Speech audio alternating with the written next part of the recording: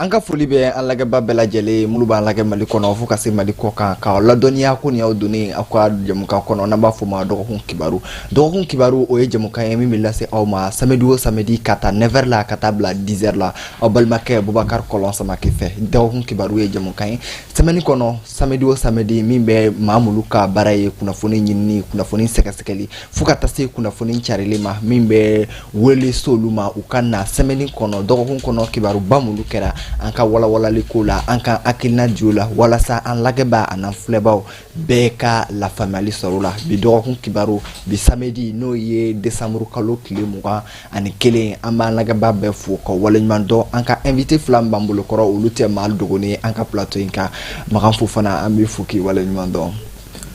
ni sɔgɔma n bɛ foli lase filɛbaga bɛɛ lajɛlen ma ni cɛ weleli la. Merci beaucoup. Donc an ka maa tɔ kelen n'o ni Maga minɛw hakili falen ni semaine kɔnɔ kibaruba mulu kɛra fo ka taa se kibaru mulu kan ka na o ye Sidi Kɔnta ye Sidi Kɔnta an b'i fo k'i waleɲuman dɔn.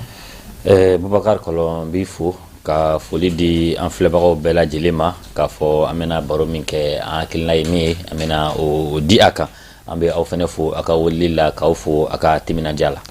An b'a e de fo k'i waleɲuman dɔn i ka déplacement na donc o de b'an don an ka dɔgɔkun kibaru kɔnɔ bi dɔgɔkun kibaru kɔnɔ thème damadamani mulu b'an bolo o y'a ta semaine daminɛ fo ka taa bila semaine kɔnɔ an ye kibaruba mulu jateminɛ an y'a ye k'a fɔ nin dɔgɔkun in kɔnɔ plus précisément le 13 an ka gouvernement ye décret dɔ ta décret min bɛ laseli kɛ an ka sirabaw an'an ka place publique n'an b'a fɔ ma maaw bɛ ɲɔgɔn sɔrɔ yɔrɔ mulu la ka falenni kɛ olu tɔgɔko ta fan fɛ an y'a ye tɔgɔw bɛ di o siraba dɔw ma i b'a fɔ an b'u ye cogo min na an ka siraw an'an ka monumentw tɔgɔ dɔw bɛ di olu ma an ka gouvernement ye décret ta lase ta min bɛ se ka falenni don o tɔgɔko ta fan na an da bɛna s'o ma o bɔlen kɔfɛ an da bɛna se an ka Mali worodugu yanfan an ka Mali bɛ Afrique worodugu yanfan na organisation min bɛ yen jɛkulu min bɛ yen n'o ye CEDEAO ye o ni an ka jamana ka taa 2019 la u bɛ sama-samali la donc depuis an ka fanga yɛlɛma kɛra ka bɔ ordre démocratique and ordre constitutionnel n'an b'a fɔ ma élection bɛ président la n'a ka président lata depuis an ka jamana bɔra o sira kan olu n'an ka jamana bɛ sama-samali la fo ka na se AES n'o ye Mali Burkina Niger o création fo ka taa se bɔluko kumaw b'a la donc CEDEAO ale ye organisation ye ale ye jɛkulu ye ale y'a ka réunion kɛ AES fana kun y'a ka réunion kɛ yan'o cɛ donc lase mulu ser'o la kun jumɛn bɛ k'a to hali sisan sama-samali bɛ ni organisation ni jɛkuluba fila ni ɲɔgɔn cɛ donc an da bɛna s'o ma an da bɛna se fo ka taa se fanga bi min kɛra Moyen-Orient n'an b'a fɔ ma arabudugu Syrie o lase jumɛn bɛ se ka se anw ka jamana anw ka Afrique worodugu yanfan ninnu ma an da bɛna se olu de ma an ka bi dɔgɔkun kibaru la donc Sidi Kɔnta an tɛna bila ka mɛn kɛ nin ko la n y'a fɔ cogo min na an ka nin dɔgɔkun in daminɛ na an y'a jateminɛ k'a fɔ gouvernement ye décret dɔ ta décret min bɛ dénomination ka falenni kɛ an ka jamana sirabaw Bamakɔ ta de daminɛ na fɔlɔ sirabaw ani place publique fo ka taa se monument dɔw ma donc ye mun ne jateminɛ décret in na ou bien an kun bɛ se ka sigi ka fɔ nin décret in bɛ nale ou bien a kɛra fɛn cunnen mɔgɔw kan wa.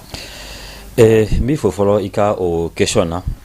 bamananw b'a fɔ ten ko sumali kun o ye hakɛ dɔnni ye ni hakɛ dɔnna a bɛ kɛ sababu ye baara bɛ nɔgɔya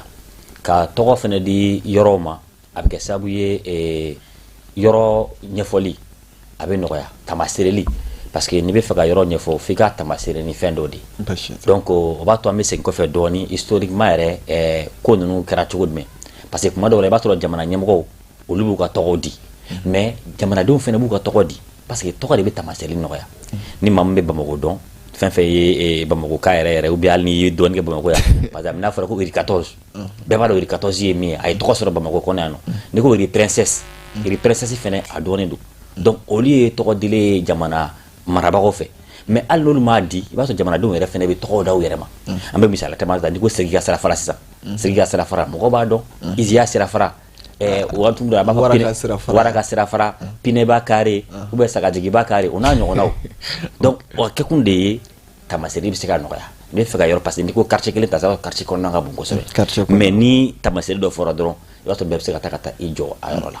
donc o de kɛra sababu ye yɔrɔw tɔgɔ yɛrɛla ten bon an b'a kalama k'a fɔ fɛnɛ an ka marala tubabu de fɛ donc yanni mali yɛrɛ tɔgɔ ka da an bɛ Sudan de la donc Sudan français donc minnu ye mara kɛ olu kun ye tɔgɔw di yɔrɔ caman ma n'a ma ɲɛ ko jamana seginna jamana taya la depuis 1960 mais hakili ma ni jamana mara fɛnɛ o de ye quoi dɔ bɛ na o bɛ ko dɔ kɛ dɔ wɛrɛ bɛ na o b'o tɔ dafa donc ni an ka autorités y'a ye nin waati in kɔnɔ k'a fɔ ko an ka segin an yɛrɛ ma an ka jamana mɔgɔba minnu tɛmɛna an ka essayer k'an ka yɔrɔw tɔgɔ da u la nanzara tɔgɔ min b'o la an ka a b'o la an bɛ se k'a fɔ ko ye tare de ye parce que a bɛ kɛ sababu ye mɔgɔ min tɔgɔ bɛ na da yɔrɔ la an yɛrɛ bɛ minnu dɔn ka fisa k'a fɔ tɔgɔ wɛrɛ bɛ ka fɔ a la an yɛrɛ tɛ maa minnu dɔn a ma kɛ an généralement tɛ histoire m'olu yɛrɛ dɔn voilà an t'o dɔn par exemple an ka tɔgɔ dalen dɔw yɛrɛ bɛ par exemple Samori ka kɛlɛkɛdenw mais ma tɔgɔ tɛ Samori ka kɛlɛkɛdenw mais mɔgɔw y'a ta kɛ Samori ka kɛlɛkɛdenw Samori ka kɛlɛkɛdenw tɛ o mais a tɔgɔ yɛrɛ bɛ yen mɔgɔw t'a tɔgɔ dɔn donc mais an maliyɛnw yɛrɛ ye tɔgɔ da la an yɛrɛ ma an ko Samori ka kɛlɛkɛdenw voilà a kɛra ten donc an bɛ se k'a fɔ n ko nin décision in an bɛ se k'a fɔ n ko tare donc n'u sera k'a kɛ parce que an bɛ o de fɔ ko an ka segin an ka danbew ma hali an mara kɛcogo an ka fɛn kɛcogo souveraineté an y'o de fɔ donc n'i y'a kɛra souveraineté a tɛ tɔgɔ dɔrɔn tɛ hali an ka cakɛdaw caman bɛ yen nɔ ko ka segin jamana yɛrɛ ma donc an bɛ se k'a fɔ ko o ye tare mais adamaden baaraw don fili tɛ ban adamaden baaraw la c'est vrai baara in kɛli mɔgɔ caman ye ŋunukanw caman fɔ a ko la dɔw ko a dɔw tɔgɔ dara u m'a faamuya dɔw yɛrɛ ko ɲinɛ kɛra dɔw kɔ c'est vrai donc o tɛ ban adamaden baara la dɔw yɛrɛ ko dɔw tɔgɔ dɔw bɔra a la alors que olu ye koba voilà donc o ye adamaden baara kɛ donc a bɛ se ka kɛ mɔgɔ wɛrɛ bɛ na ɲinɛ kɛra minnu kɔ misalila par exemple Alpha Umaru Konare n y'a ye caman bɛ k'a fɔ Alpha u kan ka yɔrɔ dɔ tɔgɔ da Alpha la parce que Alpha c'est vrai a ye ko caman kɛ an y'a fɔ Modibo Keita c'est le père de l'indépendance du Mali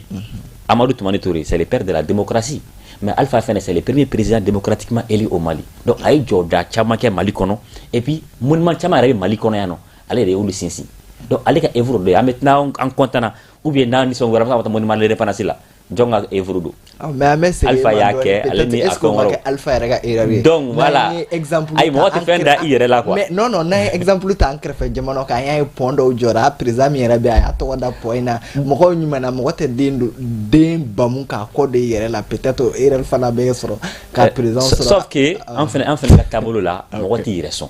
c'est-à-dire mɔgɔ t'i yɛrɛ sɔn quoi i b'a to mɔgɔ wɛrɛ de b'i sɔn o de ye an yɛrɛ ka laadaw cogo ye hali n'a fɛn dir'i ma sisan k'i k'a tila sisan e tɛ tilan daminɛ i yɛrɛ la o i b'a sɔrɔ i bɛ tilan daminɛ anw de la fɔlɔ donc tɔ min mana to i bɛ sɔrɔ k'o ta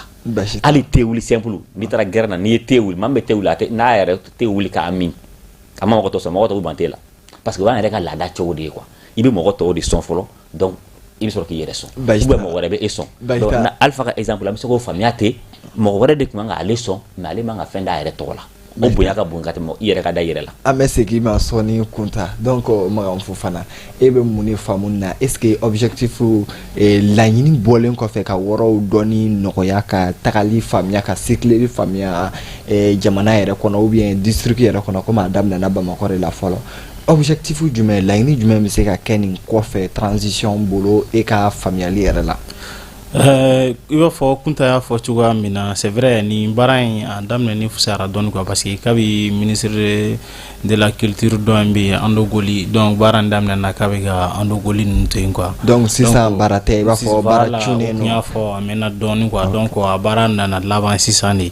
et puis i da sera yɔrɔ dɔ ma nin ye Bamako étape de ye fɔlɔ donc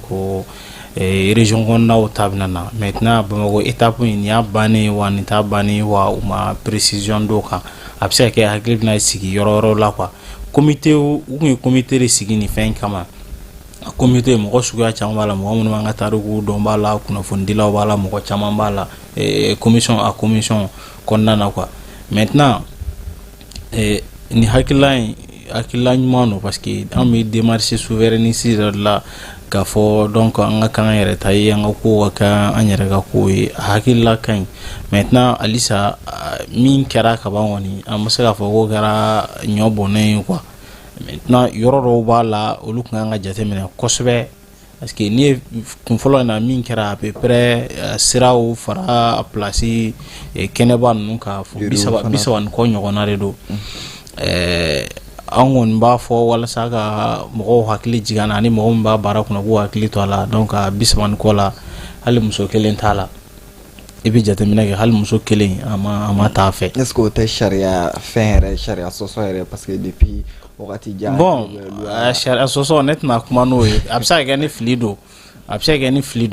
o bɛ se ka kɛ ɲinan don quoi mais muso hali kelen t'a la et puis mɔgɔ minnu taara a fanba ye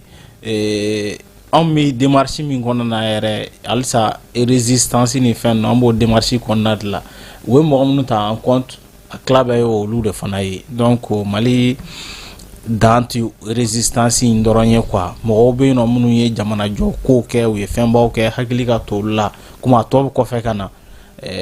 n'i y'a jateminɛ kɛlɛ cɛfarin ou bien mɔgɔ minnu bɛ yen nɔ n'u ye quoi da nazaraw kɔ la ni fɛn caman kɛra olu ye quoi donc Mali tariku dan t'olu ye et puis halisa u ka filɛli kɛ muso ta fanfɛla fɛ mɔgɔ caman bɛ se ka sɔrɔ yen nɔ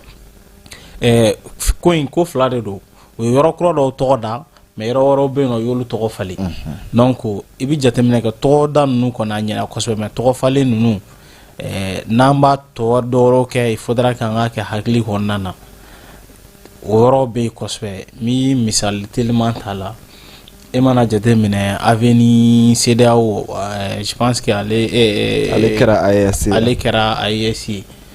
i y'a faamuya donc o bɛ bɔ u y'a fɔ cogo min na pont fa deuxième pont yɔrɔ la donc ka taa fo aéroport fanfɛla in fɛ u y'o yɛlɛma ka kɛ AES ne bolo nin ko ninnu teliyara kojugu quoi anw ka c'est vrai an ka jamana ɲɛmɔgɔw fana sera fanga mɔgɔw y'a yira k'a fɔ ko an bɔra CEDEAO kɔnɔ pewu mais halisa CEDEAO bɛ sama la an nɔfɛ et puis donc voilà donc fɛn fana n'i y'a jateminɛ place min bɛ yen nɔ Kalabankɔrɔ min n'o ye Afrique sommet Afrique France ye donc an ka farafinna jamanaw ni faransi ɲɛmɔgɔw bɛ jamana ɲɛmɔgɔw ɲɔgɔn ye ba minnu kɛ donc tɔgɔ dar'o la o fana falenna k'o kɛ place AES ye ne bolo fɛn dɔw de bɛ yen nɔ sommet ninnu hali ne y'a sɔrɔ a dugumanaw la i bɛ taa sɔrɔ faransi ka de tun b'a sago kɛ an na mais il faudra que an ka lajɛli kɛ ka tɛmɛ o yɔrɔ kun kan quoi i bɛ taa sɔrɔ diɲɛ ninnu kɔnɔna na fɛn ɲuman dɔw fana kɛra kɔnɔna na alors que nin fɛn ninnu ye tariku de tariku minnu don a fɛn bɛɛ tɛ kan ka ɲinɛ a kɔ quoi donc ni nin tamasere ninnu bɛ fɛn kɔnɔna na a bɛ hakililajigin de kɛ i mana CEDEAO ta sisan misali la CEDEAO tɛ mɔgɔ minnu bɛ CEDEAO kunna bi o CEDEAO bɛ yen k'a bɛ san 1975 1975 donc mɔgɔ minnu y'a ta n'an nana misali la k'a fɔ k'an bɛ CEDEAO tɔgɔ effacer ka bɔ an ka fɛn bɛɛ la bi mɔgɔ minnu bɛ CEDEAO kunna bi n'olu y'a kɛ ka a tiɲɛ yɔrɔ dɔw la est-ce que an tɛna na tɛmɛ o yɔrɔ kan wa donc CEDEAO b'an yɛrɛ ka tariku de la n'i ko CEDEAO Mali don parce que an ka président Musa mɔgɔ minnu ye CEDEAO sigi sen kan président Musa b'a la jamana histoire ba de don CEDEAO ye kɔnɔna fana na an ye kobaw de kɛ a kɔnɔna na Mali n'a nafa sera maliyɛnw ma n'a nafa sera Mali ma i b'a fɔ a nafa sera jamana wɛrɛw ma cogo min na donc il faudra pas que an ka essayer k'an ka fɛn bɛɛ effacer ka bɔ yen quoi an ka histoire a bɛ fɔ de ko an ka histoire an ka mako don a la ɲuman b'a la cogoya min na juguman b'a la ten mais o kɔrɔ tɛ k'a fɔ k'an bɛ fɛn bɛɛ dugan ka bɔ yen quoi. Basi t'a la o yɛrɛ bɛ na ni hakilidi ye dɔw y'a jira k'a fɔ sira dɔw bila tɔgɔ changera alors que olu mɔgɔw ye kɛlɛba de kɛ Mali hali n'o y'a sɔrɔ certes u tun tɛ fɛn métissu kun don ou bien mɔgɔ u tun bɛ région minnu la u y'olu yɛrɛ bila ka na u yɛrɛ di Mali la an ka indépendance talen président Modibo an ka premier président kɛra an ka père de l'indépendance Modibo kɛrɛfɛ k'a jira k'a fɔ k'olu tɔgɔ galonna ka bɔ yen tantɔ i hakili de y'a kan c'est pas que an mago tɛ ka histoire réécrit quoi simplement an mago bɛ histoire bon a n'a mauvais côté bɛɛ la an mago b'a bɛɛ la walasa jamana in développer la mais o yɔrɔ précisément k'a jira k'a fɔ mɔgɔ minnu tɔgɔ changera o tɛ CEDEAO ye bilen o ye adamaden minnu yɛrɛ tɔgɔ changera minnu y'u yɛrɛ di Mali ma est-ce que o bɛ se ka kɛ tamasire ɲuman ye. Commission min baara kɛ je pense que mɔgɔw kɛlen ka batakiw bɔ k'u hakililaw di nin fɛn ninnu kan i filɛ ka kɛrɛnkɛrɛnla min fɔ Brière in ta Brière de Lille je pense que voilà Jean Brière de Lille je pense que u ye précision k'o la quoi ko a bɛ se ka kɛ fili kɛra u kɛtɔ ka sɛbɛnni kɛ kɔnɔna na mais u ye pereperelatigɛ kɛ k'a fɔ mɔgɔw kuma min ma n'o ye métissé n'a fan kelen ye donc colon ye donc Nazara ye n'a fan dɔ ye malien ye u y'a yira k'a fɔ ko o ko tɛ quoi je pense que commission ka communauté kɔnɔna na u ye lajɛli kɛ k'a fɔ ko o tɛ o ko tɛ min ko don ni tun ye administrateur colonial dɔ de ye a tun ye kɛlɛ kɛ yɔrɔ caman donc o tilala ka na n'a ye an fɛ yan nɔ Sénégal kɔnɔna na ka na se fɔ an ka yan yɔrɔ ninnu ma Soudan français kɔnɔna na administrateur colonial o ye pereperelatigɛ kɛ k'a fɔ ko de ko don maintenant mɔgɔ wɛrɛ minnu tɔgɔ falenna o ye Arsenal ninnu ye o ye Arsenal ninnu kɔni tɔgɔ bɔ i ka na ni yɔrɔ wɛrɛw ye quoi. Basi t'a la donc an bɛ segin sɔɔni Sidi ni e y'a jateminɛ Makan ye wɔrɔ dɔ sinsin sisan les grands absents et pour le moment an t'a dɔn ni décret in bɛna continuer Bamako la parce que hali sisan il y a beaucoup à faire wɔrɔ caman bɛ yen m'olu tɔgɔ bɛ se ka changer mais est ce que nin grand absent in na musow ka côté in na nin tɛ exemple dɔ ye min dili ma nɔgɔ par exemple Babemba bɛ fɔ yɔrɔ o yɔrɔ Samori bɛ fɔ yɔrɔ o yɔrɔ Ɲele nin ka ɲi ka fɔ yen dɔ wɛrɛw ka ɲi ka fɔ yen musoba minnu yɛrɛ di avant même l'indépendance après même l'indépendance il y a les Awa Keita il y a les autres certes écoles b'u tɔgɔ la mais est ce que il ne doit pas être considéré au même titre d'égalité que même à ɲɛ bɛ président minnu à l'époque contemporaine i b'a fɔ général Moussa Traoré et Amadou Toumani Touré est ce que olu tɔgɔ ka ɲi ka bila Awa Keita ɲɛ certes mɔgɔ caman b'u jɔ mais Awa Keita n'a ɲɔgɔnna caman tɛmɛna Mali kɔnɔ avant même l'indépendance il y a eu des muso caman y'a yɛrɛ di quoi donc est ce que nin exemple ɲuman ye anw fɛ yan yɛrɛ. N y'o de fɔ n ka kuma daminɛ la ça veut dire adamaden baaraw don quoi adamaden baaraw fili tɛ ban i bɛ taa sɔrɔ chaque fois ni a kɛra mais mɔgɔw bɛ remarque minnu kɛ nin olu remarque bɛ se ka to nataw kɔnɔ a bɛ se ka corriger donc o yɛrɛ de ye fɛn avantage ye mais bon kuma dɔw la Mali la tellement an ka faamuyaw ka dɔgɔ i b'a sɔrɔ hali ni mɔgɔ y'o fɔ dɔw b'a fɔ mun de la a ka kuma ka ca a ka fɛn bɛɛ ye critique ye a dabɔ kun ye critique kɛ kun de ye dɔrɔn fɛn bɛ se ka ɲɛ cogo min na hakili ka to a la a bɛ se ka ɲɛ déjà erreur dɔw bɛ kɛ adamaden baara don fili tɛ b'a la o donc ni baara kɛra ni mɔgɔw y'u sigi k'i hakili jabɔ aw ɲina nin yɔrɔ in kɔ a b'o ta en compte aw ɲina nin yɔrɔ in kɔ a b'o ta en compte a bɛ kɛ sababu ye baara in bɛ améliorer de parce que en fait histoire de don an ka histoire kɛra cogo cogo ɲuman bɛ a kɔnɔ juguman bɛ a kɔnɔ ɲuman in a man ka tunu hali juguman in fɛnɛ a man ka tunu parce que juguman man ka tunu kun min kama misaliya de don leçon de don c'est pour que an kana bi a ɲɔgɔnna wɛrɛ kɔnɔ donc raison pour laquelle maa si n'i n'a le droit n'a fɔ dɔw b'a fɔ cogo min na d'effacer une page de l'histoire d'un peuple a kɛra ɲuman ye o a kɛra juguman ye sinon ni dɔw ta u bɛ se k'a fɔ ko Sumaworo tɔgɔ man ka da parce que Sumaworo k'u b'a fɔ ten a ye manden don bɔrɔ kɔnɔna na k'i da don bara kɔnɔ ma a tɛ kuma dɔw bɛ se k'o ta k'a fɔ ko non n'o don an kana n'o tɔgɔ da des choses comme ça mais a bɛɛ tɛmɛna de a bɛɛ ye ko dɔ de kɛ Mali kɔnɔ donc a bɛɛ lajɛlen kan ka ye a kɛra cɛ ye o a kɛra muso ye o mɔgɔ ye ko dɔ kɛ u k'u hakili to a la comme commission bɛ yen ka ban u k'u hakili to a la baara ma ban fɔlɔ u ka fɛɛrɛ kɛ fɛn fɛn bɛ yen n'a signalé la u k'a don a histoire kɔnɔ n bɔra ka Alpha ka kan min fɛnɛ fɔ o ye sisan na ko fɛnɛ ye u k'o fɛnɛ ta k'o don ba la parce que monument caman bɛ yen ale yɛrɛ de nana ni nin ko in yɛrɛ ye o monument caman bɛ Bamakɔ yan nɔ ale nana ko an ka segin a kan ka monument dilan ka tɔgɔ di a la donc o tigilamɔgɔ fɛnɛ ɲinɛ man ka k'a kɔ ale ni minnu tɛmɛna histoire la i n'a fɔ musolakaw caman bɛ yen hali jeune ka kundaw kɛ jeune dɔw fana ye kobaw kɛ Mali kɔnɔ ɲinɛ man ka k'a si kɔ u bɛɛ lajɛlen tɔgɔ ka don histoire kɔnɔna na pour que mɔgɔw ka u kɛ misaliyaw de ye ne y'a nin tɔgɔ fɔra a bɛ kɛ sisan denmisɛnninw a ma kɛ minnu tile la n'i y'a mɛn sa par exemple ko Abdul Karim Cabral i bɛ ɲininkali kɛ o curiosité b'i bila k'a fɔ jɔn de kun don a bɛ permettre i bɛ recherche kɛ i bɛ se k'a taper hali net kan donc a bɛ se ka bɔ i b'a ka histoire faamuya ten a kɛkun yɛrɛ de ye olu nafa ninnu ye quoi pour que mɔgɔw ka to k'u hakili to a la n'i ko sisan nɔ ko ɲeleni donc denmisɛnnin dɔ b'a taper sisan ɲeleni ye mun ye a b'a to a tigi b'a histoire dɔn ainsi de suite i n'a fɔ Momo de Sikaso Momo tɛmɛna musoba kun don a bɛ tɔgɔ bɛ fɔ an ye k'a ye fɛnɛ ye kobaw kɛ Sikaso fɛn kɔnɔna na donc n'a tɔgɔ donna histoire fɛnɛ kɔnɔ mɔgɔw bɛ kɛ sababu ye u b'u hakili to a la a ye misaliya minnu kɛ donc u b'a ka ɲumanw ta u b'a ladege ni juguman min fɛnɛ kɛra a kɔnɔna na an bɛ fɛɛrɛ kɛ an bɛ se ka juguman ninnu éviter cogo min na donc o de ye ne ka proposition ye a ko la avant que eki akila labandi kani parti clôturé est-ce que kaye ka fo profit mulutara c'est toujours des profits mo mulutara toujours anyaba la ka fo na ya jatemine ka fo pourcentage la mai mo mulube résident mo mulutuma résidence la mo mulutuma ku kokoda na kokola généralement est-ce que et akina yomuyola est-ce que mal amatemo pochon kame climina bibina non bon ne ko famela ama teme o kan parce que déjà ou ye ko do de ke jamana konnana donc nous ko do ke wajibi nyina kana ke o ko quoi non kera ma fo nyina ka ko mais toujours quoi ye ko olu profit drone va ka rehausser alors que peut-être doy accord non amanga da olu droma amanga da ola nyofa amanga da olu droma c'est-à-dire munu ye résistance ke obé mais là c'est dans l'histoire avec à l'école là les résistants voilà africains là bébé à l'école là Samori Touré El Hadj Martal olu bébé à l'école là donc nous to daro kay mais aka ke mo goro fene munu na ni ko ba fene mali konna no ina fo ala nga bi watina mo do biska na bina ni ko ba kalan sira fe abina ni kalan santé sira fe ina fo ogobara nunu olu ye médecine sira fe ko ba ko lu kono donc olu bébé sika takado ala do yi bara do ke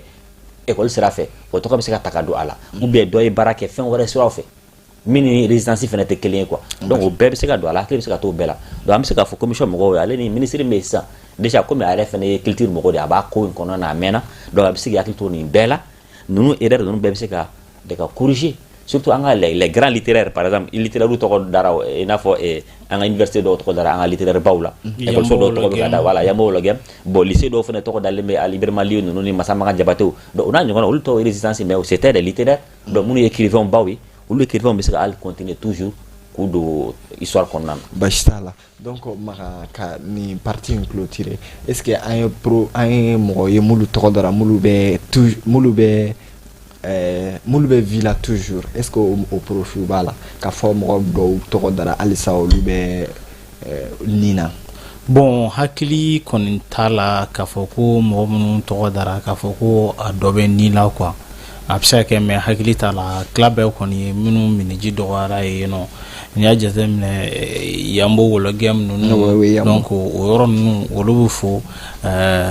ya yambo wolo gem to da vala o bara dumbo na le ku médecin donc ay para bagé surtout sumaya kelele sera fait donc yambo wolo gem fana ale fana kera anga farafin folo mi prix littéraire soron wa fama ko reno do donc devoir de violence devoir de violence maintenant ni olu jate mine au devoir de violence wo mo mum to kada ngod la toujours anga ko jate mine olu hakilla ku yemi jamana bi gata tabulu mi ngabi ne yamo wolo ga mu lega jobi ka foga ni kenama akuma bi chaare parce que aga gafo ni aga gafo jate devoir de violence a min fois ko nana aga lettre à la France nègre ni a min fois ko nana donc c'est pas tout à fait souverainiste en bas que tu vois maintenant quoi dobe nyala le ba ira fa dobe nyala mais dobe nyala chala kaula donc il faudra qu'il y ait un hakili to la il va falloir une fois alpha flani ni nantsa ko malitari kula jien ko plus encore alpha imana mun to go ibi feno de rebaptiser feno nganga ke kato balula oui feno nganga ka to balula peut-être qu'alpha era to balula era kata aka fait feno nganga ka to balula kosbe akain kosbe la on yere ya fo kanga na to on ga tabulu mi abato fo mo ga sare ga soroka na jonjo fo yi ko angano bege kosbe kwa a joro ka bo mali na kosbe e femba ke yere fla mi fo culture yere ga culture de valeur la anga sigo na ngo dongo ay joro ba ko la donc il faudra que hakili ga tola mo ti to ko quoi atete hakili to ra atete la atete to ra général Moussala yaro atete sirako nu fe mo site ka fo wa maliko la donc c'est gusira yere kamene tour la kata donc o ya le ka projet de c'est vrai ko klito la ka to dala no mais hali ibeka amse ka ngili to ala donc maliko no il faudra que ale konte bollo tuna amse ka klito la fendo be yoro be imana na alni mo ga klikele nga fana tasoro yoro do tiena bulu mais yoro do be anyana bulu donc yoro mi nyana bulu ni hakila jigi bi kala donc o sera fait il faudra que un hakili to la quoi donc ni ko damnere abina se mali fambe fait donc ku alisa ko nu inventaire ke kosebe ka jete minege tielawo musolawo iba fo kunta fo tumna demsi nawo mɔgɔkɔrɔbala o fɛn fɛn bɛ yen k'i n'a ka kan vraiment hakili ka to i la quoi a ka fisa an yɛrɛ ka tariku ma. Basi t'a la o de b'an don an ka fɛn thème filanan kɔnɔ n'o ye CEDEAO ani AES ka sama-samali min bɛ CEDEAO ni AES cɛ i b'a fɔ e yɛrɛ y'a fɔ cogo min na sama-samali bɛ mais an bɛ to toujours magan e ka côté la CEDEAO ka réunion kɛlen kɔfɛ yanni CEDEAO ka réunion cɛ an ye AES de y'a ka point de vue clarifié toujours ale bɛ fɛ ka bɔ CEDEAO ko a bɛ période dɔ di fɔlɔ avant que bɔli in ka kɛ mais est ce que ne ka question ye min ye AES plus précisément Mali est ce que Mali préparé no bi ka bɔ CEDEAO la bon ne t'a dɔn est ce que fanga b'a la peut-être a ka d'a ye ka bɔ mais est ce que a fanga b'a la ka bɔ a fɔ mɔgɔ b'i dafa mugu la min ɲigiji ti da o caman ne kɔni bolo kɔni mɔgɔ minnu b'an ka fanga kunna bi n'i y'a ye olu y'a décision ta u ka fɛɛrɛw b'u bolo kɛ maintenant est ce que fɛɛrɛ minnu bɛna kɛ anw sigilen don ni min ye est ce que a bɛna jigiyaw fa kuma b'o yɔrɔ de la sisan sinon u ka fɛɛrɛw b'u bolo maintenant fɛn in fɔli kɔni a ye san kelen sɔrɔ kaban mais halisa an kɔni an mago bɛ min na concrètement an m'olu ye fɔlɔ mais délai de grâce bɛ yen nɔ n'o an b'a fɔ o ma ko transition CEDEAO ye sigi laban min kɛ ko sigi 66nan donc o y'a yira k'a fɔ ko normalement sortie k'a fɔ k'an bɔra a bɛ daminɛ le 29 janvier nata de la 2025 o de y'a normal ye maintenant o bɛna fo le 29 juillet kalo 6 ɲɔgɔnna di tuguni donc hakilila jagabɔ bɛ k'o kɔnɔna na fɛɛrɛ minnu kan ka kɛ CEDEAO yɛrɛ fɛ donc an ka bɔli la u hakilila u kan ka décision min ta u b'olu ta olu la mais ko kumaɲɔgɔnya in a ti tigɛ Basiru Jomayi Fayi u y'o fo Faure Ɲasin bɛ k'o fo donc halisa olu ka continuer ni kumaɲɔgɔnya ye an ka jamana sabanan ni ɲɔgɔn cɛ ko in tɔ ye je t'aime moi non plus de ye quoi CEDEAO ko non tiɲɛ yɛrɛ la ne tɛ fɛ ka taa an ka mɔgɔw ka na hin an bɛ taa fura foyi t'a la donc c'est malheureux quoi parce que an kun bolo an tɛ se nin ma bɛɛ y'a ye k'a fɔ ko dɔw kɛra jɛ in kɔnɔna na vraiment a man ɲɛ parce que CEDEAO y'a yira k'a fɔ ko olu mago bɛ fanga min na o ye démocratie de ye ko parce que Mali yɛrɛ an y'an ka jamana an tɛgɛ nɔ bila o la n'i ye ko in ta ka jateminɛ an ka mɔgɔ y'a yira k'a fɔ ko non an bɛ waati min na fɛn wɛrɛ b'an bolo min ka gɛlɛn ni an ka segin ka na élection kɛ ni fɛn ye donc an ma ɲɔgɔn faamuya o la bon fanga bɛ n'a ta cogoya don quoi c'est vrai fo menace nana kɛ coup d'état nana caya fo CEDEAO nana fɔ ko a bɛna na intervention kɛ an ka mɔgɔw y'a yira k'a fɔ ko non CEDEAO ka texte foyi la aw tɛ se k'a fɔ k'a bɛ sɔrɔdasiw ta ka n'a cun jamana dɔw kɔ k'a fɔ ko coup d'état kɛra yen nɔ k'a bɛ wuli ka bɔ yen nɔ aw kɔni bɛ se ka min kɛ peut-être CEDEAO ka décision min ta yɔrɔ min na a bɛ mɔgɔw suspend yen nɔ ani sanction ko ninnu nana kɛ sanction économique fo ka na taa don UEMOA ni fɛn ninnu na c'est vrai fɛn dɔw kɛra an ka ni sariya sɔsɔ don a daminɛ kɔni ye min ye ça c'est sûr anw de ye sariya sɔsɔ fɔlɔ mais yɔrɔ dɔw fana na CEDEAO fana y'a ka sariya sɔsɔ. a ye bornes bɛɛ dépasser maintenant an bɛ yɔrɔ min na est ce que an bɛna to a kɔnɔ an tɛna na to a kɔnɔ o kuma yɛrɛ ɲininkali tɛna na kɛ tuguni yɛrɛ parce que an ka mɔgɔw y'a yira k'a fɔ de a tɛna na kɛ yɛrɛ de fiyewu misali telima ye jumɛn ye an bɛ nin na k'a fɔ CEDEAO b'a fɔ k'u b'a médiation kɛ yɔrɔ minnu b'an yɛrɛ fɛ ni CEDEAO tɔgɔ b'o la an ka mɔgɔw maliyɛnw nan'o tɔgɔ b'o la yen nɔ yarɔ kalo damadama ka kɔn bi ɲɛ Burkina nana u ka passeport ko bila sen kan n'i ma fili fiyewu CEDEAO tɛ Burkina ka fɛn sanfɛ Burkina ye CEDEAO b'o sanfɛ u ta sanfɛ maintenant a b'anw Mali kɔni ta sanfɛ fɔlɔ a bɛ Niger ta sanfɛ kalo 6 in kɔnɔna na premier ministre ka kuma lase la ko a ko ti ko tellement ça c'est un discours politique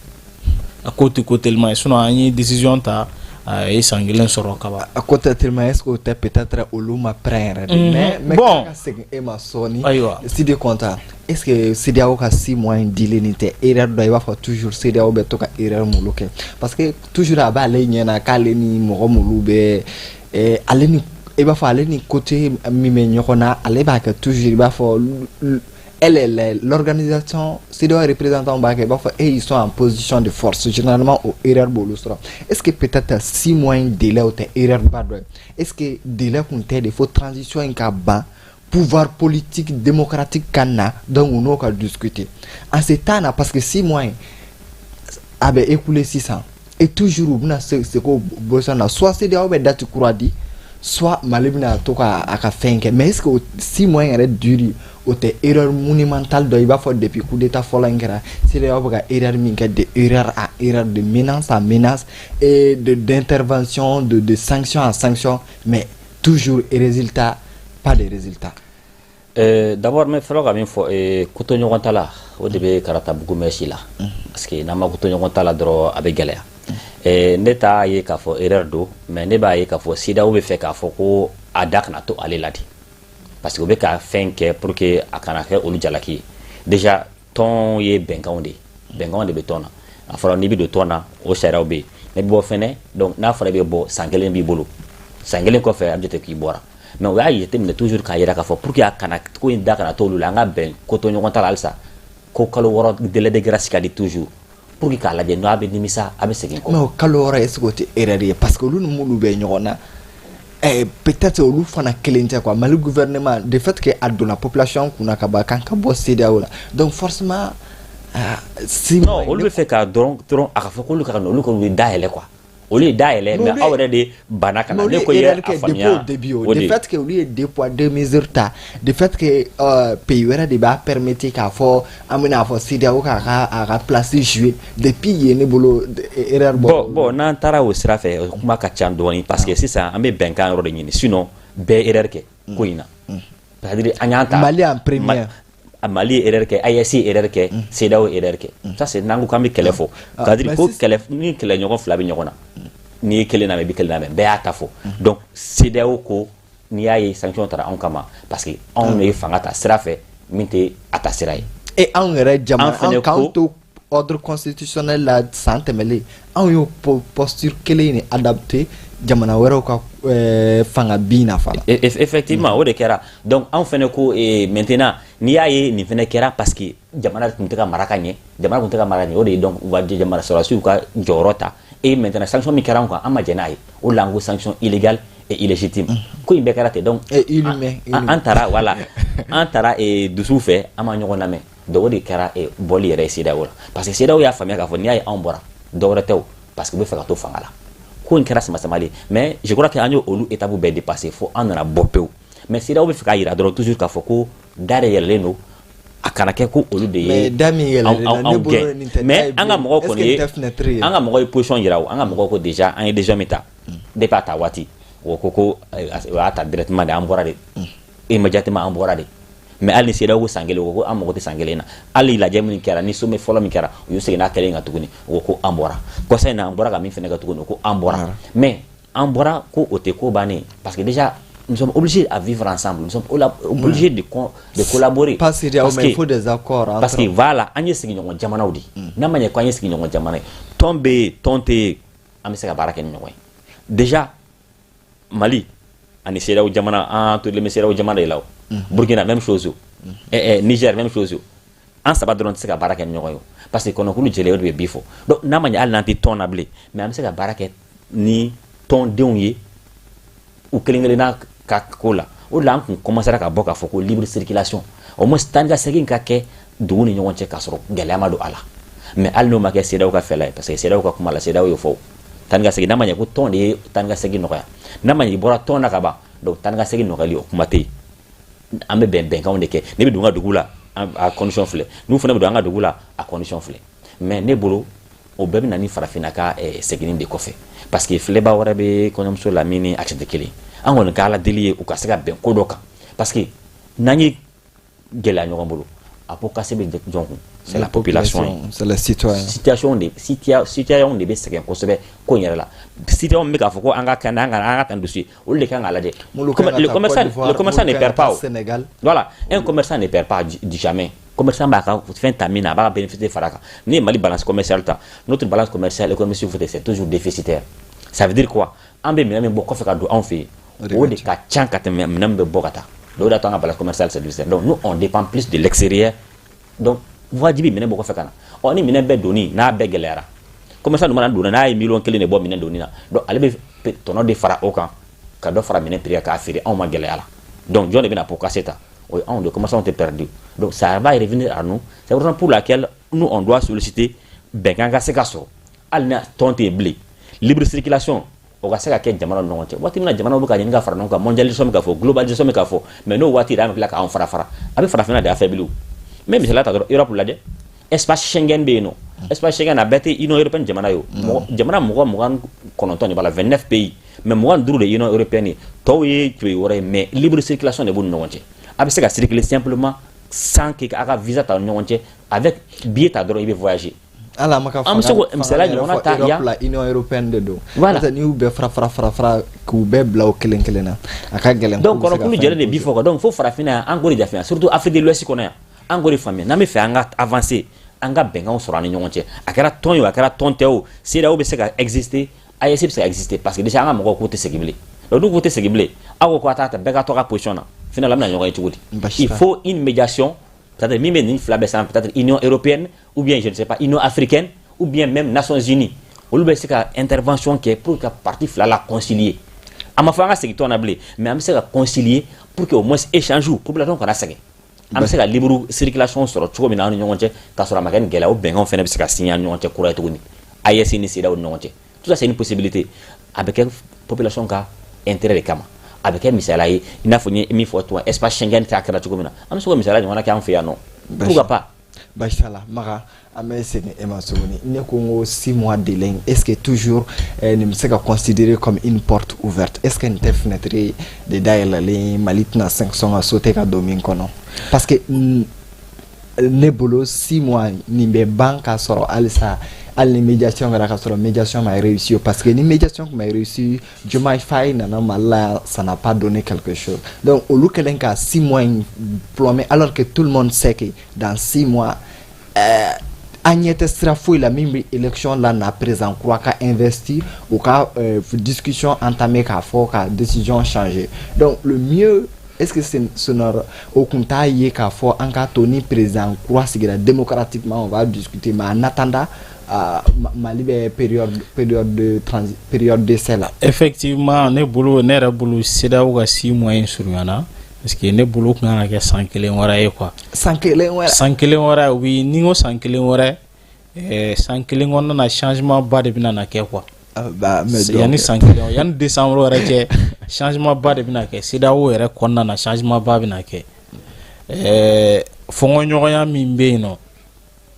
an ka se ko ti CEDEAO ko dɔrɔn ye quoi mais ko ye ɲɛmɔgɔ ko de ye yarɔ n'i y'a da CEDEAO yɛrɛ dɔrɔn ma o ye taxe ni fɛnw ye o mais problème yɛrɛ ye min ye mɔgɔ minnu bɛ CEDEAO kunna bi ani mɔgɔ minnu b'an ka jamanaw kunna bi quoi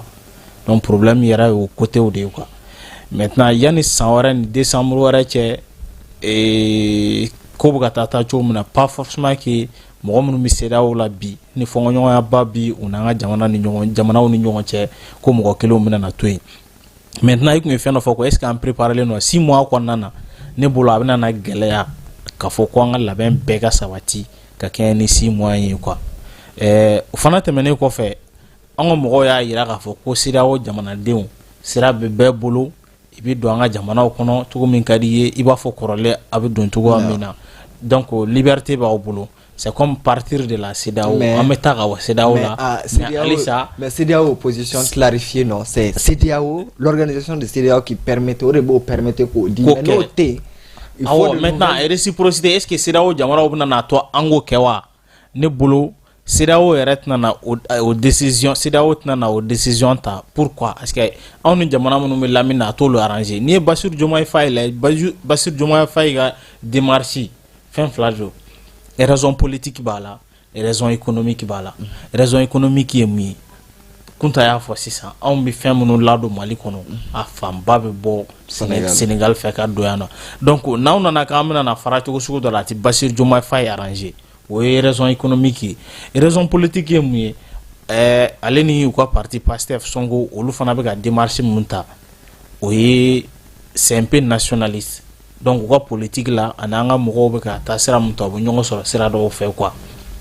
u ti ingérence ninnu fɛ olu ka fɛ an ka jamanaw ka jɛ ka baara kɛ ni ɲɔgɔn ye donc o ye raison fila ye hali ni ye médiateur dɔ in fana ta ka lajɛ Faure Gnassingbé o fana ta c'est la même chose ni bɔra an ka jamana ninnu fɛ ka kana économiquement a bɛ se k'olu arranger ani politiquement a bɛ se ka Faure arranger i yɛrɛ ɲɛ b'a la changement politique minnu fana bɛ ka don olu fɛ yen nɔ donc kuma la surunya la ni divorce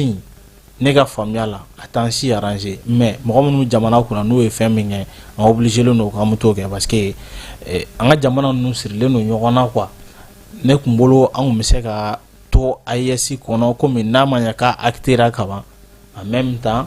ka to CEDEAO kɔnɔ pourquoi CEDEAO filɛ nin ye bi force t'u la k'a fɔ ko u bɛna na an kun ka mɔgɔw kun bɛ ka siran min ɲɛ ko ka kɛ Guinée u communiquera Guinée kan u ye mun de fɔ u ko k'u bɛ Guinée encourager de parce que décision foyi tɛ yen nɔ k'u bɛna se k'a ta k'u bɛ mɔgɔw forcer k'a kɛ quoi an ka mɔgɔw ka fɛn fanba kun ye o côté yɛrɛ de n'i b'a jateminɛ o kuma communiquera Guinée kan maintenant enjeu wɛrɛ min bɛ yen nɔ wariko yɔrɔ CEDEAO sommet in na o kumana ECO ko kan u ko halisa u bɛna na hakilila jagabɔ kɛ jamana minnu bɛ se ka don ECO kɔnɔna na est-ce que u ma date chronogramme di a k'a fɔ ko a bɛna na kɛ nin temps in de précis de kɔnɔna na mais a bɛ se ka kɛ ko bɛ se ka teliya ou bien a bɛ se ka sumaya n'a ko nana kɛ teliya fɛn misali la san 1 san 2 kɔnɔna na o kɔrɔ ko ni UEMOA jamanaw bɛ don ECO la o kuma anw ta bɛ kɛ cogo di AES bɛna ka wari de créer ou bien AES fana bɛna na suivre donc vraiment ko ninnu an ka jamana ninnu a ka gɛlɛn an ka se ka taa ka ɲɔgɔn to quoi k'an kɔ don ɲɔgɔn na a ka gɛlɛn donc an b'i fo k'i waleɲuman dɔn mais Kunta e ka fɛn walasa ka nin phase in clôturer e bɛ se ka mun de fɔ hali sisan CEDEAO ni Mali ka nin divorce min an ɲɛ b'a projeté tɔ la hali n'o y'a sɔrɔ ça ne va pas faire des heureux parti fila bɛɛ bɛna nin ko in fɛn ta nin kɔni ne ko de fɔ c'est à dire population de an ka degun bɛ bonya ko in na kojugu mais population kan ka mun de kɛ population kan ka o de la population kan ka médiation de fɛnɛ kɛ sisan en faveur des dirigeants ka dirigeants ninnu la kuma ɲɔgɔnya pour que bɛɛ bɛ se ka ji dɔɔni k'i ka ɲɛmago ji la sinon n'a ma kɛ ten déjà an ka mɔgɔw ye opposition kun ta ka ban u nana ni apaisement ye gouvernement falen kɛlen président yɛrɛ ko ten k'o nana ni apaisement sur le plan politique donc pourquoi n'a kɛra intérieur la pourquoi pas k'a kɛ ɲɔgɔnna kɛ extérieur la Burkina tɛna nɛgɛn ka fɛn kɛ parce que non parce que ni o de fɔ ko ni a tɛ maa si arranger quoi a tɛ mɔgɔ si arranger et puis ça va beaucoup jouer sur l'Afrique surtout en Afrique de l'Ouest kɔnɔna na mɔgɔ bɛ ka fara ɲɔgɔn kan waati min na o tɛ mɔgɔw fara waati ye quoi mɔgɔ bɛ ka ɲini ka don ɲɔgɔn na de intégration on parle de l'intégration on parle de globalisation de mondialisation mais o waati an bɛ ka taa an dama an pays saba an bɛ taa an dama ninnu bɛ taa u dama ça sert à quoi avantage ye jumɛn ne yɛrɛ t'a avantage la o donc ne kɔni bolo an ka fɛɛrɛ kɛ an ka bɛn ko la quoi n'an ma bɛn ko la an bɛ an yɛrɛ affaibli de n'an yɛrɛ affaibli an b'an yɛrɛ di européen de ma tuguni Europe bɛ ka fara ɲɔgɔn kan waati min na an bɛ ka mais misaliya ta États-Unis n'a ye États-Unis ye force sɔrɔ mun de don u farala ɲɔgɔn kan de 50 États Trump yɛrɛ m'a fɔ ko Canada bɛna kɛ 50 u farala ɲɔgɔn kan de n'i y'a ye Canada bɛna fara o kan voilà n'i y'a ye Europe ye fanga sɔrɔ mun de don u farala ɲɔgɔn kan de o de y'a to u ye fanga sɔrɔ u b'u ka diɲɛ mara o n'i y'a ye hali Russie affaibli la parce que u ma se ka URSS ma se ka maintenir de URSS cira dɔw de Russie affaibli mais Russie y'o faamuya sisan i ma ye u ka commencer ka mɔgɔw démarcher pour que mɔgɔw ka fara ɲɔgɔn kan o de la u nana ni BRICS de o donc mais o waati aw tɛ anw fara waati ye quoi n'an an kana taa dusu fɛ jamana ye mara ni hakili de an ka baara kɛ ni hakili ye an farafinna an bɛ se ka ɲɔgɔn minɛ cogo min na parce que an ye sigiɲɔgɔnmaw de ye wajibi de an bɛ baara kɛ ni ɲɔgɔn ye o bɛ se ka kɛ sira o sira fɛ AES ka to senna o CEDEAO ka to senna o mais AES ni CEDEAO bɛ se ka ɲɔgɔn ye cogo min na sira minnu fɛ olu ka bila en place n'a ma ɲɛ aw ka tɛ segin bilen CEDEAO la o tɛ problème ye o mais baara in bɛ continuer cogo min na a ye fɛɛrɛ kɛ ni jamanadenw yɛrɛ bɛ comme ko ten c'est l'intérêt du peuple an ka Mali la o de fɔra sisan actuellement les trois principes là l'intérêt du peuple là moi je crois que n'a a tora tan cogo la c'est le peuple qui va souffrir parce que fonds vont devenir chers. Mais et comme le cas du Maroc, lorsque Sahara occidental ko kuma fora Maroc kelenga bo union africaine na kla lenga demande ke ka don tukuni e bolo ninte ke retarié ka bo ka kla kana don parce que pour le moment on sera obligé que ça soit dans les 5 ans à venir, dans les 10 ans à venir, même dans Bora CEDEAO, la CEDEAO à 3 CEDEAO, forme actuelle, la CEDEAO moderniser la tout nous mais on sera obligé qu'à aller vers la régionalisation, qu'à faire l'organisation, donc AES ne peut pas faire face. Jamara Mara la formule Tibanko, on va trouver toujours une formule. Nous, now c'est là Kuma quoi, avec formule soro. Attendez la tasse en formule. Mais Michel Tadra de Malia, on gèle l'embadé d'eau. Premier ministre mbi actuellement ni o ye Abdoulaye Maïga mais moi les règles comme bo chaque fois les bo communiquer au kala parti politique ni tira ni association tira mais wati mina na premier ministre ma singa don signal matia angana ni apaisement ya mais o ɲɔgɔnna jarama mara la o tɛ se ka ban ko la quoi toujours formule dɔ bɛ se ka sɔrɔ a kɛra an seginna CEDEAO la o ou bien a kɛra an CEDEAO ka sigi an ka ɲɔgɔn ye an ka bolo ɲɔgɔn ka baara kɛ ɲɔgɔn fɛ pour l'intérêt de l'Afrique Mali yɛrɛ la an kan k'o de bila sanfɛ o ko an ka yɛrɛ b'o de fɔ an ye o an ka mɔgɔba ninnu bɛɛ ye baara kɛ pour l'unité de l'Afrique fo ka taa don an ka hymne na nous sommes résolus de mourir pour l'Afrique d'abord pour l'Afrique et pour toi les Mali donc Afrique de bɛ Mali yɛrɛ ɲɛfɛ donc an kan ka fɛɛrɛ de kɛ an bɛ se ka o bila kelen Afrique ka kelen bɛ se ka na cogo min na a kɛra o parce que CEDEAO gɛlɛya jumɛn a bɔra k'a fɔ parce que ɲɛmɔgɔ min bɛ yen sa o de gɛlɛya ye o mais n'o ɲɛmɔgɔ bɔra yen dun an bɛ se ka ɲɔgɔn ye o mais pourquoi pas an tɛ se ka ɲɔgɔn ye an de ye farafinw ye ɲa an de ye sigiɲɔgɔn jamana ye an kan ka ɲɔgɔn ye cogo bɛɛ la an kan ka ɲɔgɔn ye nous sommes condamnés à vivre ensemble et nous sommes condamnés an ka se ka ɲɔgɔn ye an ka sigi ka fɔ kɛ ka bɛn sira sɔrɔ a la Makan e hakilina la i bɛ se ka mun de kɛ ka nin phase in clôturer walasa an bɛ don thème suivant na dɔ la phase wɛrɛ t'a la o décision dɔ bɛ yen n'i y'a ta o mun yɛrɛ fɔ ko ni i dimina ka kulu boxe ni dimi dara polongɔni a bɛ degun dɛ donc il faudra pas que an ka fɛn bɛɛ ta teliya ni dusu la quoi c'est vrai raison ni ye nin fɛn fɛn fɔlen don ni fɛn fɛn fɔlen fɛn o fɛn fɔra n'i y'a ta a jate minɛ c'est des raisons politiques kuma yɛrɛ t'a la yɛrɛ a bɛɛ daminɛ o de ye a laban o de ye maintenant CEDEAO bɛ yen nɔ kudayi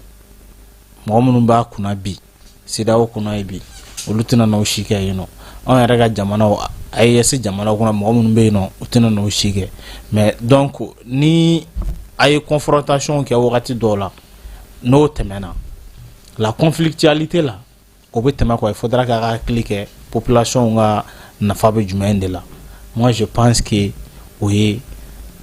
ani CEDEAO divorce médiation in a ka se ka abouti quoi mais taabolo min b'an ka mɔgɔw bolo a ka gɛlɛn ne yɛrɛ kɔni ka faamuya la espoir tɛ yen quoi espoir tɛ yen fo ni changement profond nana jamana ninnu kɔnɔna na sinon ne bolo espoir tɛ yen. CEDEAO ka délai fana est-ce que a bɛ espoir yɛrɛ di mɔgɔ ma fana. ne kɔni bolo a tɛ se ka espoir di parce que ni ne bolo ni mɔgɔ yɛrɛ tun ka teli ka se ka kɛ ça c'était beaucoup plus fort Ɲasinbé parce que n'an ka mɔgɔ bɛ mɔgɔ lamɛn kosɛbɛ kosɛbɛ yɛrɛ ne bolo fort de don. Ni fort dɛsɛra ko min na ne t'a dɔn o bɛna sɔn mɔgɔ min bolo la ne kɔni ɲɛ t'a la parce que dommage fa ye bonne volonté b'a la mais ne kɔni bolo ni fort dɛsɛra min na bi ma fort bila fɛn in kuma na quoi ni fort dɛsɛra fɛn min na ne kɔni ɲɛ tɛ kɛcogo la ninnu bolo. Basi t'a la merci beaucoup. Même misaliya kelen simple ta n'i y'a ye tubabuw nana ka se ka na an coloniser parce que on était colonisable parce que tubabuw nana ka na sɔrɔ an farafaralen de don. An kun bɛ ɲɔgɔn na de guerre de bɛ an ni ɲɔgɔn cɛ yan nɔ guerre de clan dɔ bɛ wuli ka taa bi dɔ ka dugu ka k'o ci dɔ bɛ wuli ka dɔ ka jɔ tubabuw nana dɔ ka don an cɛla ten u sera k'a mara facilement bon n'an tora o kelen na tuguni an yɛrɛ dama ka togo ɲɔgɔn kɛlɛ la tan cogo la nin u bɛ tɔn ta tuguni ka se ka na ka se ka don an tu la tuguni. Yanni tubabuw k'an coloniser fana n k'u sigira ka fara ɲɔgɔn kan nin fɔlɔ k'an tilan ka sɔrɔ ka an coloniser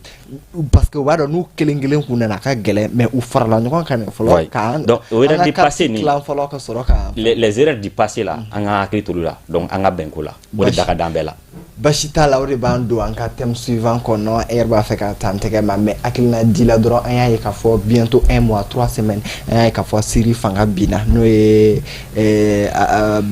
Syrie fanga binna donc fanga min an kun bolo depuis 10 ans ko fanga in tun bɛna bi fanga in kun dɛsɛlen don ka bi mais an y'a ye fanga in kun kɔkɔrɔ donnen don Russie de fɛ k'a ye bi binna ni fanga in binna et avant ça 2 ans avant cela fana Afghanistan fana États-Unis kɛlen don k'i kɔkɔ don la o fana binna nin bɛ exemple jumɛn de di Afrique yɛrɛ ma nin kan ka exemple jumɛn di anw ma hali sisan a bɛ Afrique jamana minnu kɔnɔ ko an bɛ se ka fɛɛrɛ sɔrɔ ani jamana wɛrɛ k'an dɛmɛ k'an développer jamana wɛrɛ bɛna nin d'an ma jamana wɛrɛ bɛna nin jɔ an fɛ yan nin kan ka hakilina jumɛn de certes n'an kun Afghanistan an kun bɛ se ka États-Unis accuser u bɛ nin de kɛ mais Russie fana ye nin kɛ Syrie la Bashar al-Assad na nin kan ka mun de faamuyali di anw yɛrɛ ma africains yɛrɛ ma personnellement. C'est-à-dire i m'a ye zara fo ka di ne yan an ka mɔgɔkɔrɔba ninnu u ye baara kɛ an b'a fɔ k'u kuma kalan mais u kun kalannen don u bɛ ko dɔn kuma kan ɲɛ kelen dɔrɔn u bɛ se ka kuma fɔ k'a ban hakilima bɛ se ka faamuya quoi an ka mɔgɔkɔrɔbaw ko cɛ bɔ dan ye yɛrɛ bɔ de o ko tuguni filanan n'i bɛ fɛ k'an ka wara faga k'a kun ɲɛfan i yɛrɛ de b'a minɛ fɛn dɔw bɛ yen nɔ o tɛ di mɔgɔ wɛrɛ ma o i yɛrɛ de bɛ jɔ ni o ye quoi n'i yɛrɛ ma jɔ o ye i y'i jigi da mɔgɔ kan lakana par exemple an bɛ ka lakana kuma fɔ lakana tɛ di mɔgɔ wɛrɛ ma k'o ka baara ye ni jamana fila in bɛɛ ko lakana dilen ni lakana di ka lakana sutere tigɛ k'a di jamana wɛrɛ ma k'o ka lakana de kɛ i jigi da ka don dɔ la a bɛ kɛ ni ɲɔgɔnna kelen ye quoi fɛn wɛrɛ bɛ yen tuguni mɔgɔ ka sécurité alimentaire lakana physique bɛ yen mais sécurité alimentaire fɛnɛ même chose kɔnɔfa o tɛ di mɔgɔ wɛrɛ ma quoi i yɛrɛ de b'o kɛ i yɛrɛ ye quoi n'i y'a da mɔgɔ wɛrɛ ma don dɔ la a b'a fori ka bɔ i kɔrɔ basi t'a la hali même les données personnelles d'un pays a man ka di mɔgɔ wɛrɛ ma k'o k'a traiter i m'a misala kɛra na Mali la o misala taara an ka données taara otage la pourquoi parce qu'on a donné ouais mais on a donné mun y'a kɛ so a se a ma parce que an y'a di jamana wɛrɛ ma o k'a traiter an ye donc u bɛ se ka ta otage la c'est comme ça donc fɛn dɔ bɛ yen nɔ il faut que i kɛ misala de donc Afghanistan y'o misala ye Syrie y'o misala ye hali Mali yɛrɛ y'o misala ye 100 ans an bɛ ko kelen kɔnɔ diɲɛ jamana bɛɛ tun bɛ an fɛ yan nɔ ko ka na terrorisme kɛlɛ ɲɛsira ka sɔrɔ a la wa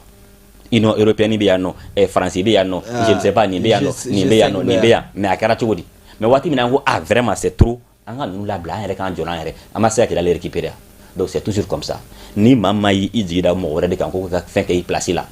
don dɔ bɛ fɔ i jigi kɔ basi t'a la donc Makan Fofana an y'a ye il y a 2 ans de cela Afghanistan bɛ bin don min na n'u ka président yɛrɛ bɛ déclaration kɛ ka boli ni États-Unis b'a ka avion ta ni mɔgɔw bɛ avion ko minɛ ka tila ka bin tuguni ka sa mɔgɔ caman ye déclaration kɛ ni États-Unis ka baara a ye nin kɛ Iran avant que le guide spirituel n'arrive a ye u ka monarchie fana fɛnkɛ ta mais an ye nin ye Russie fana a bɛ fɔ min ma partenaire fiable min bɛ souveraineté respecté min bɛ nin kɛ o y'a permettre nin ka se ka kɛ alors que il pouvait l'empêcher tout ce que Russie ye min kɛ dɔrɔn a ye exil di Bashar al-Assad n'a ka famille ma fanga binna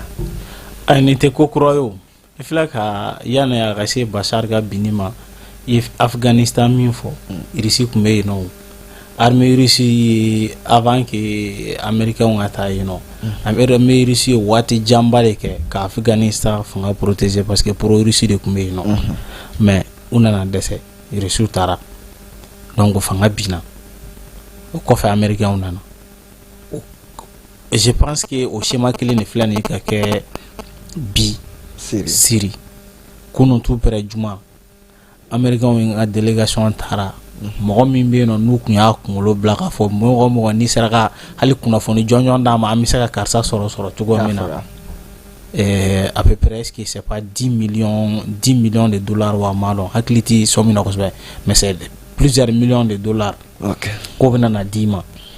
donc nin kɔrɔ de ye sisan irisiw taara américains y'u tori ka gɛrɛ yɔrɔ o yɔrɔ c'est comme ça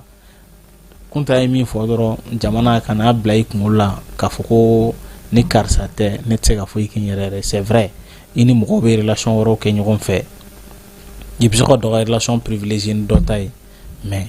i ka ko nima yɔrɔw i ka jamana nima yɔrɔw i ka fanga nima yɔrɔw kana bɛɛ siri a tigi la quoi parce que depuis 2000 an y'a ye Bashar n'a fa fanga b'u bolo kabi depuis 50 ans voilà depuis 50 ans Bashar yɛrɛ depuis 2000 ou bien 2002 régime a bɛ fanga la fo c'est plus de 20 ans a bɛ fanga la fo sisan mais n'i y'a jateminɛ Bashar kun sɛgɛnna trop a kun sɛgɛnna trop mais min y'a binni tɔ teliya a y'a sɔrɔ kɛlɛ wɛrɛw bɛ yɔrɔ min na quoi a y'a sɔrɔ ko ka ca Russie yɛrɛ bolo Ukraine kɛlɛ bɛ sen na kabi 2022 sanction bɛ sen na sanction i filɛ ka sanction ko min fɔ o bɛ sen na a ɲagalen don yen nɔ bon anw fɛ yan nɔ Russie engagélen don yan fana indirectement an b'a fɔ ten nɔ kɛlɛ la yan mais est-ce que nin tɛ exemple ye ka di a engagélen don même indirectement anw ani Afrique centrale ma parce que toujours i b'a ye ni drapeau dɔ binna ni France drapeau bɛ ka jeni i bɛ Russie ta yɛlɛ wa ni Russie ta fana bɛ bin yɔrɔ min na américains ta bɛ yɛlɛ c'est toujours comme ça mais est-ce que nin tɛ exemple dɔ ditɔ ye le monde entier yɛrɛ ma k'a yira k'a fɔ hali sisan an b'a ka diagnostic kɛ cogo min na o tɛ ni jamana in si tɛ partenaire fiable nin bɛɛ ye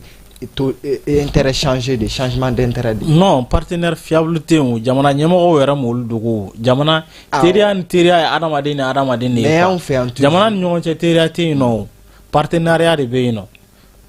i y'a faamuya mais anw ka population t'o kalama dɛ ou bien on va le dire des alliés ou bien des partenaires sinon teriya tɛ yen nɔ quoi i y'a faamuya i ka nafa bɛ yɔrɔ min na dɔrɔn i bɛ taa i bɛ fɛɛrɛ kɛ de i ka politique internationale bɛ se ka appliquer cogo min na i b'a appliquer yen nɔ ten maintenant n'aw bɛnna na hɛrɛ sira fɛ a bɛ taa n'aw sira fɛ n'a ma bɛn a sira fɛ yɛrɛ kɛlɛ bɛ wuli donc nafa in bɛ sɔrɔ cogo min na a bɛ kɛ ten nɔ maintenant n'i y'a jateminɛ anw de bɛ jateminɛ kɛ yali an ka jamanaw ka yan nɔ fanga binni min filɛ nin ye Siri a bɛna na kɔlɔlɔ jumɛn se anw ma yan nɔ o de b'anw intéressé kosɛbɛ ka tɛmɛ Américains taara yen nɔ irisiw ye yen bila parce que n'i y'a jateminɛ yarɔ ni mɔgɔw b'a fɔ ko Turki ni irisiw bɛ ɲɔgɔn faamuya yɔrɔ dɔ la mais fanga Bachar binni a bɛ Turkiw arranger e bɛ se k'o faamuya cogo di donc fɛn bɛɛ ye intérêt de maintenant ni yɔrɔ dɔ to n bolo nka yɔrɔ wɛrɛ to i bolo ko in y'o de ye analysiw ka jate la irisiw ka base fanba fila minnu bɛ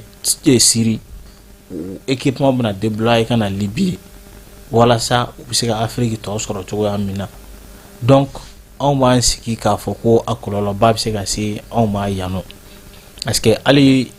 sur le plan logistique irisiw ka fɛn minnu tun bɛ lase anw fɛ yan nɔ u tun bɛ tɛmɛ n'o Siri yɔrɔfan ninnu de fɛ ka tila ka na se anw fɛ yan nɔ donc forcément il faudra que yɔrɔ wɛrɛ sɔrɔ u bɛ se ka passer yɔrɔ min fɛ donc o bɛ se ka kɛ Libye de ye ko mana kɛ cogo o cogo Irisi tɛna perdre nin ko in na Américains tɛna perdre a la Syriens de perdre la wa mɔgɔ minnu bɛna a ko kɔnɔna na olu de bɛ perdre sinon Américains k'a fɔ dɔ ma k'a fɔ ko karisa ye terroriste ye k'a kunkolo bila prix ko ni mɔgɔ min y'a sera ka n'aw sera ka karisa lase an ma an bɛ nin wari in d'i ma olu ka tila ka na kunun juma k'a fɔ ko non bon karisa tun b'an ka terroriste tɔgɔ la an y'a tɔgɔ bɔ a la an ye mɔgɔw bila an kuma na e bɛ se ka mun faamuya o la donc c'est pour te dire que nin ko ninnu ni mɔgɔ min bɛ min kɛ i ɲɛ yɛlɛ an ka passion b'an ka ko la k'a kɛ i b'a fɔ karisa de bɛna na ni jamana in de bɛna na an sauver a tɛ yen nɔ nin bɛna ta ka bɔ nin continent yɛrɛ non a tɛ yen nɔ c'est une économie qui est là ka taa an sigi a kɛrɛfɛ économie de don économie bɛ taa n'a taasiraw de ye n'a bɔ o don sera i kuncɛ la a bɛ bɔ a bɛ se ka kɛ kɛlɛ ye a bɛ se ka kɛ fɛn wɛrɛw ye o bɔlen kɔfɛ par exemple o bɔlen kɔfɛ conséquence la est ce que an bɛ se k'an jigi da kan k'a fɔ an ye Syrie jateminɛ hali Mali 2011 2012 i y'a ye kɛlɛ min éclatera nord la an y'a ye Al-Qaïda kun ka fɛn filiation ni fɛnw tun b'a la même ni y'a sɔrɔ sisan u fanga dɔgɔyara mais est ce que nin bɛ se ka kɛ moyen ye ka o filiation mulu o organisation bolofara mulu fanga dɔgɔyara ka fanga kura d'u ma wa ne ka jate la tout est possible parce que Syrie problème ye min ye est ce que mɔgɔ minnu bɛ fanga la sisan u bɛna se ka mɔgɔw fara ɲɔgɔn kan ko kelen pewu de don mɔgɔ minnu nana fanga la sisan Al-Julani HTS n'olu y'a sɔrɔ olu sera ka jamana fara ɲɔgɔn kan jamana contrôler n'u sera k'o kɛ an b'a fɔ ko kɔlɔlɔ fanga bɛ dɔgɔya an fɛ yan mais tant que u ma se ka jamana fara ɲɔgɔn kan jamana contrôler Libye ta kɛra cogoya min na Ala k'an kisi a bɛ k'o de ye quoi. Oui, basi t'a la mais an ka jamanaw ka ɲi ka mun kɛ n'u ma se k'a fara ɲɔgɔn kan. Bon, moi je pense que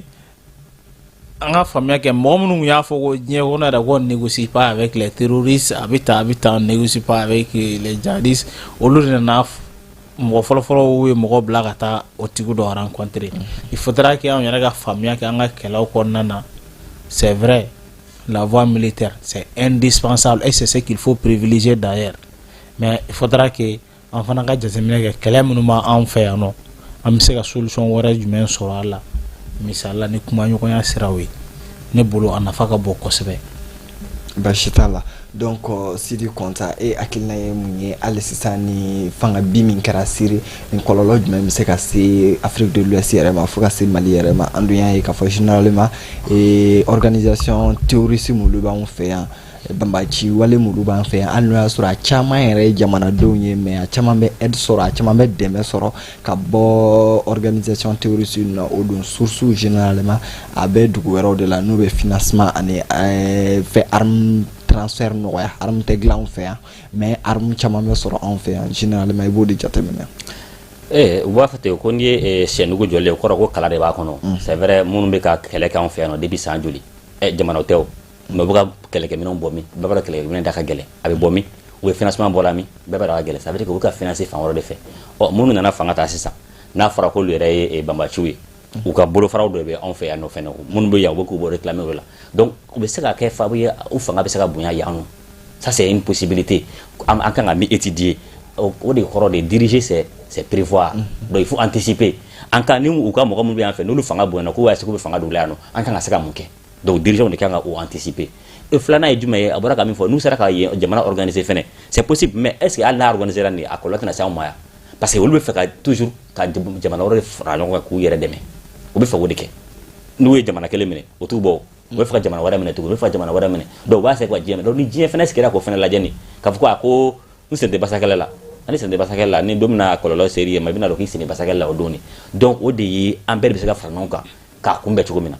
raison pour laquelle hali AES fɛnɛ an b'o yɔrɔ fɔ o ka ɲi parce que terroriste b'anw de fɛ yan nɔ an de bɛ bagan bolo ɲɛma ka kɛlɛ kɛ o yɔrɔ la sur le plan sécuritaire a bɛ kɛ avancé ba de y'an bolo donc voici un peu an kan ka mun anticiper comment il faut faire surtout minnu bɛ anw fɛ yan déjà an ye chef caman ka bɔ baara la ka ban mais les résistants minnu fitinin minnu bɛ yen nɔ ni an kan ka se ka mun kɛ n'olu ye an kan ka olu wele de k'u la désarmer k'u magɛrɛ an na wa ou bien qu'est-ce qu'il faut faire c'est aux dirigeants ka se k'o kɛ ministère yɛrɛ bɛ yen o kama yan nɔ Mali la yan nɔ donc ministère ka wuli ka jɔ joona pour que minnu bɛ yan nɔ ni dɛmɛ kɔni kana se ka bɔ kɔfɛ ka se olu ma n'a sera olu ma a bɛ kɛ kɔlɔlɔ wɛrɛ ye an tɛ se ka min kunbɛn on a vu an bɛ Libi kɔlɔlɔ de kɔnɔ halisa o an ma se k'o cas gérer ni cas wɛrɛ nana bila la a bɛ gɛlɛya donc il faut toujours anticiper donc an ka se ka sira tigɛ o ye kelen minnu fɛnɛ b'an fɛ yan nɔ an n'olu bɛ se ka bɛnkan minnu sɔrɔ an ni ɲɔgɔn cɛ la u ka bɔ fɛn yɛrɛ kɔnɔ pewu k'u lana république kɔnɔ parce que fasoden minnu bɛ yen nɔ que n'u donna a la dɔw donna a la u seko tɛ u jɛgɔra ka don a la qu'est-ce qu'il faut faire avec ces personnes là est-ce qu'il faut vraiment les chercher k'u la intégrer tuguni république kɔnɔ n'o de bɛ solution ye pourquoi pas ne pas le faire pour éviter d'autres situations encore min bɛna gɛlɛya tuguni an bɛna san 10 ou bien san 20 kɛ min kɔnɔna na an b'a kɛlɛ la ko a tɛ ban basi t'a la donc maka kuma b'i bolo ka bi dɔgɔkun kibaru in fɛn kɛ c'est an ye wagati y'an ta an tɛgɛ ma en tout cas ne kɔni bɛ min fɔ a la surtout Siri côté in na il faudra que jamana ka wuli ka jɔ kɛ kosɛbɛ quoi ni jamana ma wuli ka jɔ kɛ a maɲi nɔ Libi kɛra cogoya min na fɛɛrɛ sugu b'a kɛ Siri kana kɛ ten nɔ il faudra que état ka kɛ yen nɔ état bi kɛ cogo di ce n'est pas seulement le corps habillé hein, ou bien k'a fɔ ko chef d'état bɛ yen non Libyens mɔgɔ minnu bɛ Syriens mɔgɔ minnu bɛ diɲɛ jamana wɛrɛw kan u ka fɛɛrɛ kɛ notamment minnu bɛ Turquie ka fɛɛrɛ kɛ ka na n'u ye donc armée kɔni cilen do yen nɔ donc ni armée cilen do maramafɛn minnu bɛ yen nɔ a bɛ yɛrɛkɛ de fɛɛrɛ kɛ o maramafɛn ninnu kana se ka yɛrɛkɛ parce que ni maramafɛn ninnu yɛrɛkɛra dɔrɔn yɔrɔ minnu bɛ yen nɔ n'olu contrôler tɛ kosɛbɛ o y'anw ka jamanaw de a bɛ tɛmɛ ka na n'anw ka jamanaw de la kɔlɔlɔ bɛ na bi anw de kan donc il faudra vraiment un état dans l'urgence en Syrie donc fanga ka sigi ye ka ɲɛ état islamique Daesh o kana se ka fanga sɔrɔ ye tuguni parce que yen a kun affaiblir kosɛbɛ mais ni désordre in kɔnɔna ni fɛɛrɛ ma kɛ dɔrɔn o bɛ n'o réarmer olu dun de ka tiɲɛni fanga ka bon olu de ka jugu population civile ma kosɛbɛ yɛrɛ donc fɛɛrɛ ka kɛ vraiment il faut un état syrien ni état yɛrɛ ma sɔrɔ ka kɛ Syrie dɔrɔn ayiwa kɔlɔlɔba bɛ se ka na se an ma yan nɔ i b'a fɔ Libi cili kɛra cogoya min na basi t'a la an b'an lamɛnbaaw ladɔnniya k'a fɔ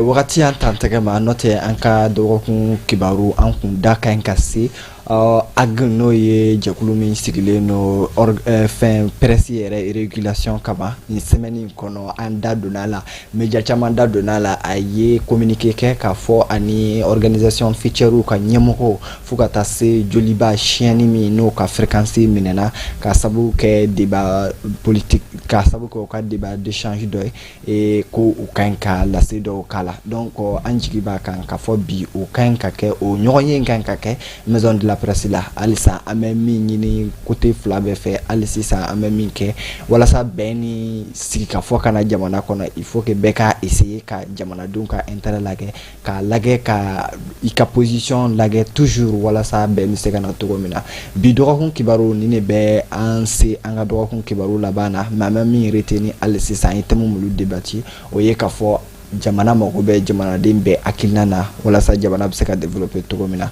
an b'an lamɛnbaaw a n'an lagɛbaaw bɛɛ lajɛlen fo k'a fɔ aw ye aw kan bɛn samedi wɛrɛ dɔgɔkun kibaru kɛnɛ kan